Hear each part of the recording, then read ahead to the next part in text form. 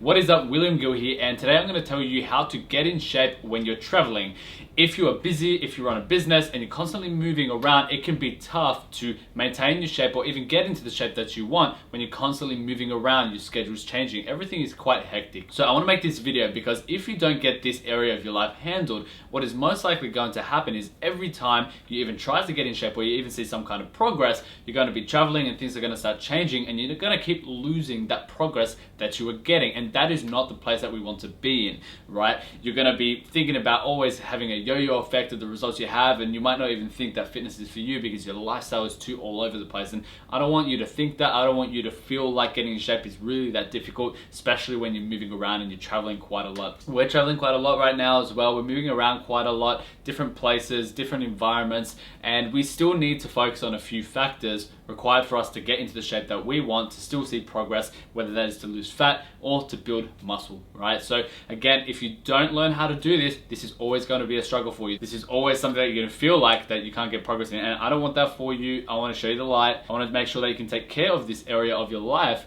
because at the end of the day, this is something that's not going to go away. This is something you're going to have to learn to deal with, or else fitness is always going to be something that you're struggling with, all right? So let me break it down to you, a few things that you need to look out for to make sure that you do get in the shape that you want whilst traveling. Step number one is to actually count calories and know how much food you should be intaking for your goal. Again, if it's to lose fat or to build muscle, it's always going to be a different number, and you should know this. And it's not as hard as you think it is. It's not, you don't have to be a rocket scientist to understand this. It's basic principles of fat loss or whatever it takes with nutrition wise to be able to build muscle. So you should know this number because it's going to give you a lot of clarity when you are traveling around how much you should be having to make sure you are still progressing and maintaining or improving the weight that you have. So make sure that you know the amount of calories that you should have. It's going to be a lot easier to measure what you're doing. What gets measured gets managed. The second thing that I really advise that you do, especially when you're traveling, you're most likely eating out a little bit more. You've got social events, you've got things in the afternoon, especially where you're going out to dinners, right?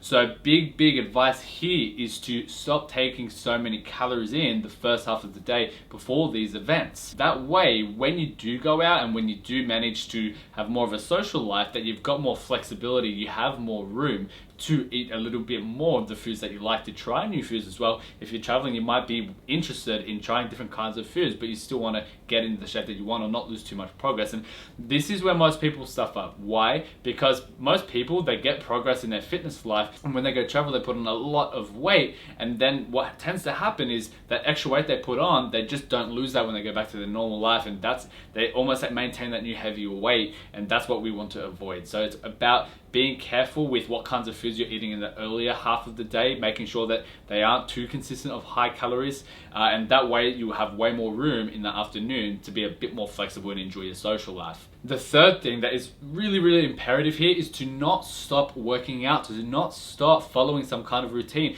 You don't have to be working out every day, and I've talked about this all the time. My clients do not work out every day. I don't even work out every day, and I still know how to make progress. So you need to have some kind of plan that is incredibly effective, right? But it's almost like a minimalistic approach. Have you ever heard of the Pareto principle, right? 80-20. It's about focusing on the 20% that gives us 80% of the results instead of doing 80% of the things that give you 20% of the results. So it's a matter of having a routine that doesn't consist of too many days, and that's where people stuff up because they think they need to work out every day. Right now, I personally am working out 4 times a week, getting great results. I've got clients who work out even less and still are progressing with their strength gain, with their fat loss progress, right? So make sure that you know what you're doing with your routine. It is efficient, it is planned, it is effective, and also it doesn't consist of too many days. And then last of all, just a quick little tip here to wrap it up nutrition wise is to always, again, and this kind of goes with point 2 of not having foods that are too high in calories in the first half of the day, is also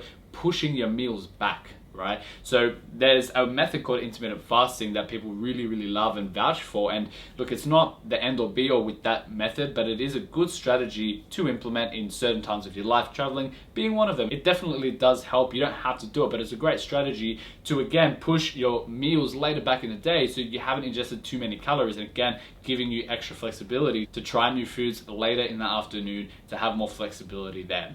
Okay, so if you're doing all of those things, you are picking the right kinds of foods that aren't too high in calories, that still fill you up. You know how many calories you should be having for your goal. You are also following some kind of routine that is a minimalistic approach but still effective. That way you can still travel and do all these new things or whatever it is, take care of business and get good results in the training aspect and not lose your momentum, right? That you've built, or even if you're just starting out, that you're trying to build as well, right?